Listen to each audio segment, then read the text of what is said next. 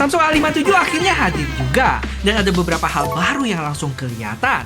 Kamera modelnya beda, bobot lebih enteng, bodi lebih tipis, dan bezelnya makin anuhai. Tapi, apa cuma itu yang meningkat? Performance-nya makin kenceng nggak? Terus kameranya makin cakep kah? Lensa makronya ini penting nggak sih? Dan yang terakhir, kalau dibandingin sama A56 sejauh apa? Yuk kita bahas. Dan ini dia boxnya yang ada perubahan. Dari sebelumnya yang di shoot full body, tapi sekarang jadi shoot close up ke kamera modulnya nih, dengan tulisan Galaxy A57 5G di atas ini. Di sebelah kiri ada tulisan Samsung, di kanan ada nilai plus dari HP ini ya. Desain slim, baterai tahan lama, performance kuat, fitur base face, dan 6 kali OS update. Terakhir di bawah ada informasi varian dan lainnya. Habis itu langsung disambut sama HP-nya lagi tengkurap. Di balik penutupnya ada kotak lagi deh, isi SIM ejector, kertas-kertas yang sering kita telantarin, dan kabel charger Type-C to Type-C. Udah sih, itu aja. Nggak dapet chargeran juga di sini. Pastinya langsung disambut sama One UI 8.5 Android 16 ya. Jadi udah pakai software terbaru. Terus setup kayak biasa, regi sidik jari juga di layar, dan setelah kelar, gue cek storage-nya udah kemakan 20-an giga dari total 256 punya gue. Impresi awal gue sama HP ini, overall sih mirip sama pendahulunya, tapi dengan kamera modul yang sekarang di bagian luarnya dibikin transparan gitu. Agak beda sama A56. Selebihnya cukup mirip, punya back yang masih glossy juga. Dan karena punya gua warna terang, jiplakan sidik jarinya jadi nggak terlalu kelihatan. Peningkatan paling berasa itu pas kita pegang, lebih enteng sekitar 19 gram, dan lebih tipis juga sampai 0,5 mili. Ini lumayan kenoti sih pas dipegang pertama kali. Kayaknya tahun ini Samsung cukup terobsesi ya dengan HP tipis. Hampir semua serinya punya bodi yang tipis nih, mulai dari Fold 7 dan terakhir S26 Ultra juga. Untuk framenya masih mirip dari metal juga, cuman dari sisi tekstur dia beda. Di A56 terlihat agak kasar gitu, sedangkan A57 lebih mulus dan sudutnya sedikit lebih tumpul ya. Jadi kalau digenggam gini lebih nyaman. Beda sama A56 yang sedikit lebih tajam. Di sebelah kanan masih sama, dia ada tombol volume dan power yang nonjol gitu. Nama keren dari Samsung, Key Island. Terus di kiri kosong, di atas ada dua buletan yang harusnya mic. Dan di bawah ada lubang speaker, port Type-C, mic, dan dual SIM slot card yang nggak bisa tambah memori. Tapi kalau dibandingin sama A56, buletannya kok hilang satu ya? Lanjut, perubahan juga ada pas kita balik ke bagian layar, yang sekarang punya bezel lebih tipis. Lumayan berasa loh kalau dibanding sama A56. Ya, walaupun dagunya masih sedikit kelihatan berlebih, tapi paling enggak lebih tersamarkan dibanding A56 sebelumnya. Terus buat kalian yang kepo, A56 bisa dipakai di HP ini nggak bang? harusnya sih nggak bisa ya, karena HP ini lebih tipis. Tapi kita buktiin aja. Dan ternyata kepentok sama kamera modulnya sih yang emang nggak pas. Cuman secara body ternyata bisa masuk. Jadi perlu diingat, case A56 nggak bisa dipakai di A57. Oke, sebelum kita bahas software A57 ini yang pakai One UI 8.5, mari kenalan bentar sama spesifikasinya. Yang fullnya teman-teman bisa lihat di layar aja. Paling yang gue pengen fokus di sini, peningkatannya apa aja dibanding sebelumnya A56. Pertama, untuk layar masih sama, punya ukuran 6,7 inch. Cuma yang ngebedain di A57 ini udah Super AMOLED Plus. Gue coba cari info plus di sini maksudnya apa, tapi nggak ketemu ya. Mungkin lebih ke bezel yang menipis kali. Sama mungkin loh, kualitas atau efisiensi konsumsi daya layarnya lebih baik. Habis itu dari sisi performa juga ada upgrade dari Exynos 1580 ke 1680. Gue sempet tes Antutu, dapat skor di sekitar 1,4 juta, naik sekitar 10% kalau dibanding A56 yang dapat di 1,2 jutaan. 1,4 juta ini mungkin setara sama Snapdragon 7 Gen 4 yang sempat gue tes kemarin. Nggak sampai situ, dari sisi cooling, vapor chambernya itu diklaim lebih besar sekitar 13%. Kalau buat baterai masih sama 5000 mAh yang support 45 watt charging. Selebihnya tipis-tipis aja sih. Ada IP rating yang sekarang udah IP68, terus Wi-Fi 6E, dan Bluetooth 6.0. BTW ya, buat yang nggak tahu apa spesialnya Bluetooth 6.0, kalau gua tanya ke Gemini nih, ada beberapa keunggulan. Yang pertama, akurasi jaraknya lebih presisi, yang mana ini cukup berguna kalau kita pakai Smart Tag, biar pencarian lokasi lebih akurat di Find My Device.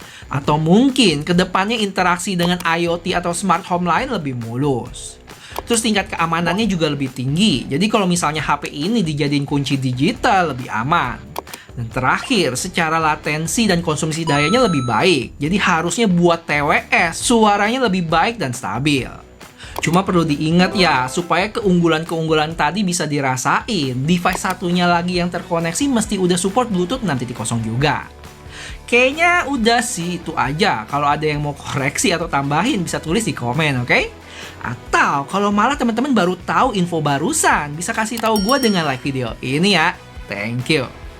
Terus Samsung A57 ini nggak datang sendiri, dia selalu barengan sama saudaranya A37. Untuk perbedaannya nggak terlalu banyak sih, secara layar masih sama, baterai juga di 5000 mAh. Paling untuk chipset, A37 itu pakai Exynos 1480 berbanding 1680. Jadi buat yang nggak tahu, Exynos 1480 ini chipset yang sama dipakai di Samsung A55. Habis itu buat kamera, bedanya di ultrawide aja 8 megapiksel berbanding 12. Udah itu lensa wide, makro, sama selfie-nya sih sama. Terakhir, Wi-Fi sama Bluetooth-nya tadi sih. Oh ya, secara material, A37 ini frame-nya dari plastik ya, sama kayak A36 sebelumnya. Sedangkan A57 udah metal, jadi rasa premiumnya lebih dapet. Kalau ngomongin software, terutama One UI 8.5-nya, ada beberapa yang menarik sih. Misalnya control center-nya sekarang lebih fleksibel, bisa dirombak habis gitu. Kayak volume sama brightness-nya bisa dipanjangin vertikal gini. Udah kayak nge-custom home screen aja nggak sih? Sedangkan One UI 8 di A56 gua, ini tiap komponennya nggak bisa diubah, lebih ke pindah posisi aja. Terus ada beberapa hal kecil juga yang dirapihin, kayak misalnya pas di setting, tombol search-nya ditaruh di bawah, jadi lebih gampang dijangkau. Sedangkan One UI 8, search-nya ada di atas, jadi jari kita mesti akrobat manjat ke atas dulu. Habis itu secara tampilan juga lebih bersih ya, nggak ada keterangan tambahan lagi di tiap menunya. Sama satu lagi yang perlu kalian tahu, ada fitur baru namanya Private Album. Di sini kita tinggal select aja beberapa foto, terus pencet titik 3 ini, dan pilih Move to Private Album.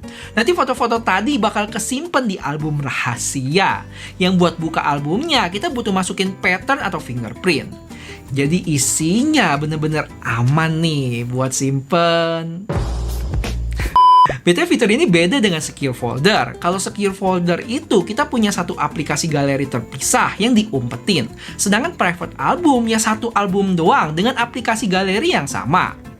Bis itu selain One UI 8.5, A57 ini juga kedapatan fitur AI baru. Yang kalau gua cek di intelligent features-nya ada voice transcription. Jadi dari call atau voice recorder gitu nanti otomatis suaranya bakal dijadiin teks. Sebenarnya di A56 juga ada sih fitur transcribe into text, tapi kayaknya dia nggak pakai AI deh, karena secara tanda baca dan lain-lainnya nggak serapi di A57. Plus di A57 ini kita bisa translate ke bahasa lain juga. Ini bakal berguna pas lagi meeting buat jadi notulen rapat gitu. Selebihnya mirip sih, masih ada objek eraser buat hapus-hapus objek, tapi beda ya dengan eraser yang ada di seri flagship. Di A series ini buat hapus objek yang lebih simpel. Habis itu ada best face, auto trim, dan lain sebagainya. Oh ya, fitur AI dari Google juga ada kayak Gemini sama Circle to Search. Yang sekarang bisa search beberapa objek sekaligus. Nama fiturnya Find the Look. Jadi dia lebih ke fashion gitu. Jadi pas search ada bajunya sendiri, celana, sepatu, dan lainnya yang ada di gambar tadi. Mari kita bahas kamera dari A57 ini. Pertama kita mulai dari resolusi videonya yang bisa mentok di 4K 30 ya. Kamera selfie, kamera belakang, dan ultrawide-nya juga bisa 4K 30. Dan yang namanya HP Samsung saat lagi recording gini kita bisa pindah lensa guys, ada di sebelah kanan atas sana. Tadadada! Mantap ya, bisa pindah ke ultrawide, wide 4 kali dan mentok zoom di 10 kali. Wah, tuh orang ngapain di sana? Terus gimana kalau kita bandingin sama A56? Yuk kita tes. Tapi sebelumnya supaya channel ini lebih berkembang lagi, buat kalian yang belum subscribe jangan lupa di subscribe dulu ya. Siapa tahu akhir tahun ini bisa sampai 1 juta subscriber dan collab sama Gadgetin. Thank you. Oke, jadi walaupun secara spek kamera kedua HP ini sama, ternyata pas gue cobain ada ketemu beberapa perbedaan loh. Di antaranya untuk ultrawide A56 ada di 0,5 kali ya, sedangkan A57 0,6 kali.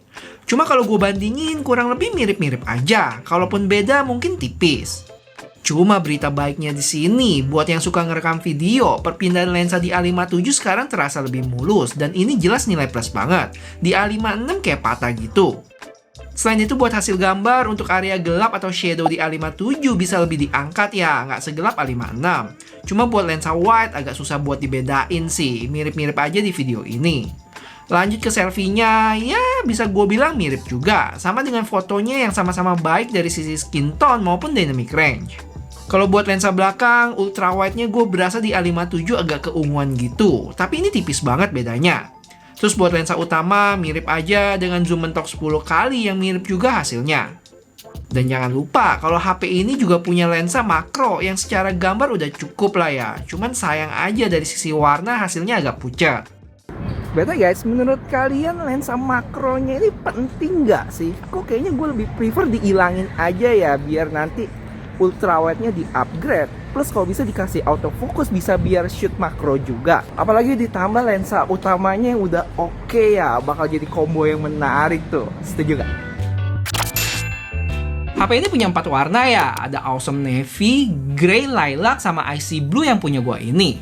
Terus buat variannya sendiri ada 3, 8+128, 12+256, dan 12+512. Nah, untuk harga resminya sendiri sebenarnya belum keluar nih. Kalau gue lihat di website Samsung Singapura, masih coming soon.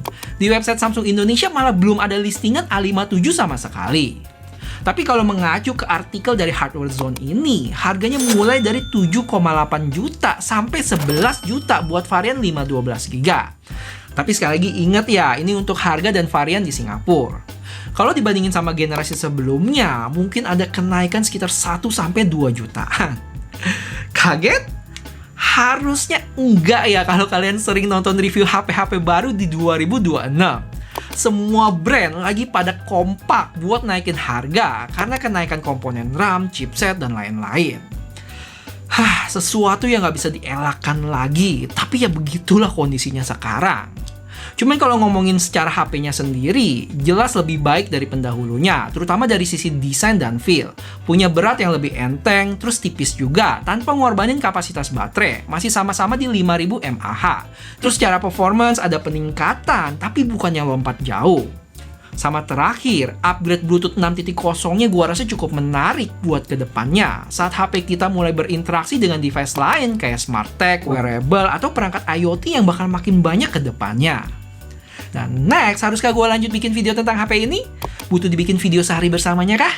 Atau duel sama HP apa gitu? Coba tolong kasih ide di komen ya guys. Thank you.